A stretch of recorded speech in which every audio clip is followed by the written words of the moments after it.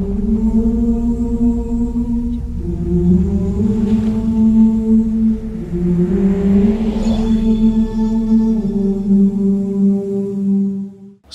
علیکم ورحمۃ اللہ وبرکاتہ۔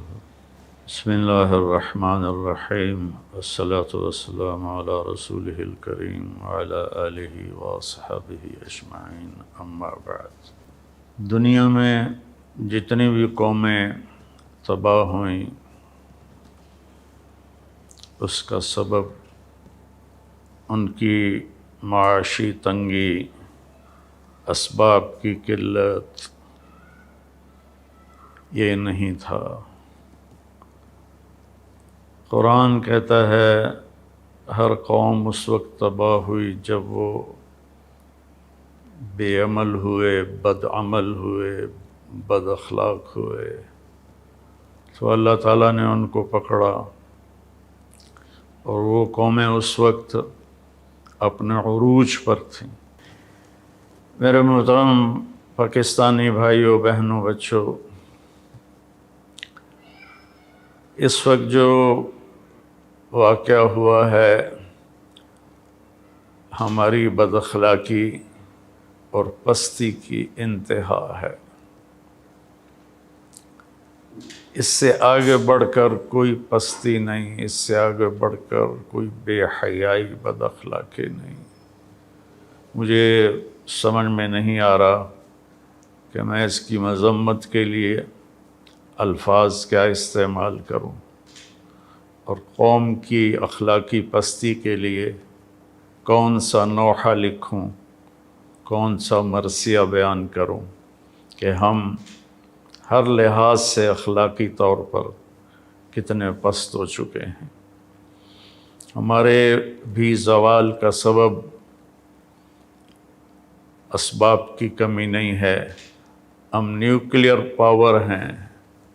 ہماری پوری امت کی پستی کا سبب صرف بد اخلاقی، بے حیائی، نافرمانی۔ تو جب عروج آتا ہے تو وہ صفات پہ آتا ہے، جو زوال آتا ہے وہ بد اخلاقی اور اعمال کی پستی پر آتا ہے۔ یہ اتنا شرمناک واقعہ ہے کہ میری زبان لڑکھڑا رہی ہے بولتے ہوئے۔ اس کی جتنی بھی مذمت کی جائے کم ہے۔ میری گزارش ہے حکومت کے اداروں سے کہ ان کو قانون میں جو سخت سے سخت سزا ہو سکتی ہے وہ دی جائے، اور میں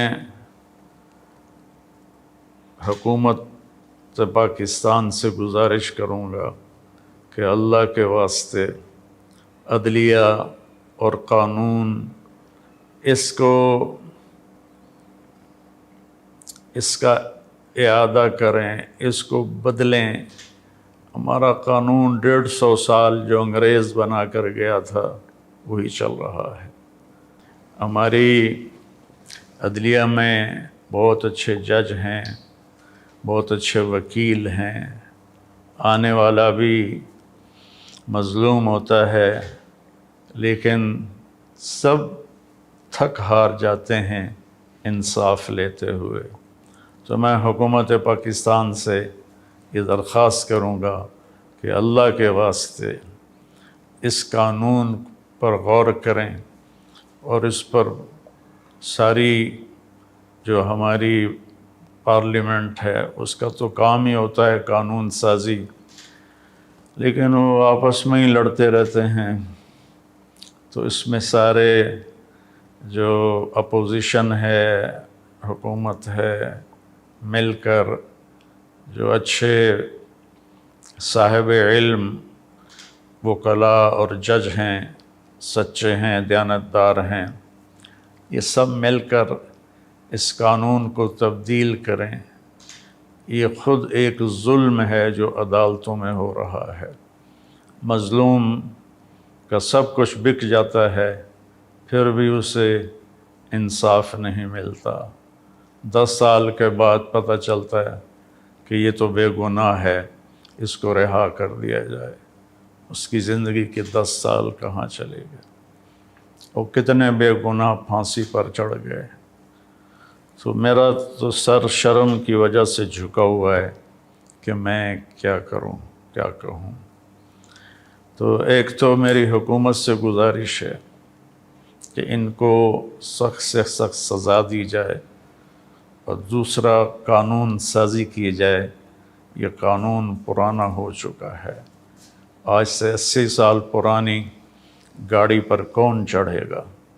ایسے ہی 150 سال ہو چکے ہیں، اس قانون کو بدلنے کی ضرورت ہے۔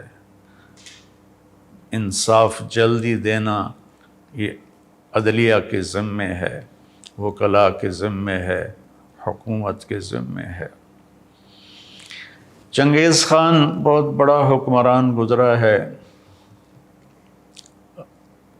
بہت ظالم تھا، کوئی شک نہیں۔ دنیا کی سب سے بڑی حکومت بنائی، کوئی شک نہیں۔ دنیا کے 22% حصے پر اس کی حکمرانی قائم ہوئی۔ اس کا کوئی مذہب نہیں تھا، اس سورج کی پوجا کرتے تھے، لیکن اس کے قانون میں زنا کی سزا قتل تھی۔ کوئی زنا کرتا پکڑا جاتا، اس کی گردن اڑا دی جاتی تھی۔ چوری کرنے کی سزا بھی قتل تھی، جو چوری کرتا ہوا پکڑا جاتا اس کی گردن اڑا دی جاتی تھی۔ جھوٹ کی سزا بھی قتل تھی، جس کا جھوٹ ثابت ہو جاتا اس کی گردن اڑا دی جاتی تھی۔ تو ایک غیر مسلم نے اپنی قوم میں ایسا زبردست نظام بنایا۔ ہم تو ملت اسلام ہیں، اور یہ ایک واقعہ ہائی لائٹ ہو گیا۔ ایسے واقعات روزانہ ہو رہے ہیں۔ چائلڈ ابیوز بہت زیادہ، بچیوں کے اوپر زیادتی بہت زیادہ۔ یہ سامنے آ گیا اس لیے اس پر شور مچا، لیکن یہ واقعات تو روز ہو رہے ہیں۔ تو اللہ کے واسطے سب حکومت یہ نظام نہیں بنا سکتی کہ لوگ بدل جائیں، ہمیں اپنے آپ کو بدلنا ہوگا۔ والدین سب سے پہلا اسکول ہوتے ہیں، وہ بچوں کی تربیت سے غافل ہیں، بس اسکول جائیں اور پڑھائی کریں، پھر آپ واپس آئیں، ٹیوشن پڑھیں، اور بس پھر کھانا کھائیں اور سو جائیں۔ آگے ہمارے اسکول صرف کاروباری ادارے ہیں، تربیت ساز نہیں ہیں۔ ہمارے کالجز میں لڑکے لڑکیاں اکٹھے پڑھتے ہیں، جب پیٹرول اور آگ اکٹھا ہوگا تو پھر آگ نہ لگے، یہ کیسے ہوگا؟ کو ایجوکیشن، مخلوط تعلیم، اس نے بے حیائی کو پروموٹ کیا ہے، اس میں کوئی شک نہیں ہے۔ میں خود کالج لائف گزار کے اللہ کے راستے کی طرف آیا، تو اس وقت میں اور آج اس کو 50 سال گزر چکے ہیں۔ میرا دکھ درد ہے بھائیوں بہنوں، اپنے بچوں کی بچیوں کی تربیت کرو، حفاظت کرو۔ اور اللہ کے نبی کا فرمان ہے رات کو اکیلے کوئی سفر نہ کرے۔ عجب میرے نبی کا فرمان ہے کہ کوئی مرد بھی ہے تو رات کو اکیلے سفر نہ کرے۔ اور میں سب والدین سے کہتا ہوں اپنے بچوں کے اخلاق پر نظر رکھیں۔ اسکول والے کالج والوں سے کہتا ہوں کہ بچے بچیوں کو اخلاق کا سبق دیں۔ علماء سے کہتا ہوں کہ فرقہ واریت کے بیان اور نفرت انگیز بیان چھوڑ کر ہر مسلک کے علماء وہ اچھے اخلاق، حیا، پاک دامنی کے خطبات اپنے ممبر سے بولیں اور قرآن کو بیان کریں اور سیرت کو بیان کریں۔ اپنا اپنا مسلک اپنے مدرسوں میں پڑھائیں، لیکن ممبر پر بیٹھیں تو قرآن کو بیان کریں اور اللہ کے نبی کی سیرت کو بیان کریں۔ ہمارا میڈیا ہے وہ اس میں بڑا کام کر سکتا ہے کہ قرآن کے تفسیر کو، نبی پاک کی سیرت کو وہ مختلف پروگراموں میں بیان کریں تو اس کا بہت بڑا اثر پڑے گا۔ بہرحال رونے کے سوا اور کچھ بھی نہیں ہے کہ میں کیا کروں۔ اس واقعے کی مذمت کرنے کے لیے الفاظ ہی کوئی نہیں ہے۔ میرے نبی نے فرمایا تھا یوشک الامم ان تداعی علیکم کما تداعی الآکلۃ الی قصعتھا، ایک وقت آئے گا تمہیں اس طرح کھایا جائے گا جیسے روٹی کھائی جاتی ہے اور ہضم ہو جاتی ہے اور اس کے ٹکڑے ٹکڑے کر دیے جاتے ہیں۔ تو صحابہ نے پوچھا ومن قلۃ نحن یومئذ یا رسول اللہ، یا رسول اللہ کیا ہم ان دنوں تھوڑے ہوں گے؟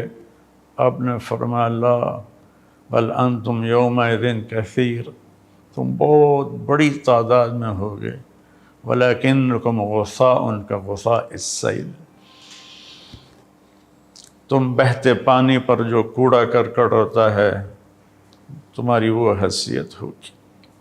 تو کیا خوبصورت تشبیہ دی کہ کثرت ہوگی لیکن اخلاق نہیں ہوں گے، حیا نہیں ہوگا، پاک دامنی نہیں ہوگی، سچائی نہیں ہوگی، جیسے کوڑا کرکٹ پانی میں بہہ کے پتہ نہیں کہاں چلا جاتا ہے، ایسے ہی تم اپنی اخلاقی پستی کی وجہ سے تباہ و برباد ہو جاؤ گے۔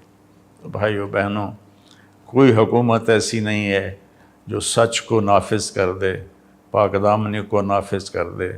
یہ انفرادی ذاتی معاملہ ہے۔ ہم خود اپنی زندگی میں حیا، پاک دامنی، سچائی، رزق حلال، دیانتداری، پردہ، مستورات سے کہتا ہوں پردے کو رواج دیں۔ اللہ تعالیٰ نے اس میں بڑی حکمتیں رکھی ہیں۔ اللہ تعالیٰ ہمیں سچائی نصیب فرمائے، اچھے اخلاق نصیب فرمائے، اور اس بے حیا معاشرے کی اللہ اصلاح فرمائے اور اسے خیر کی طرف متوجہ فرمائے۔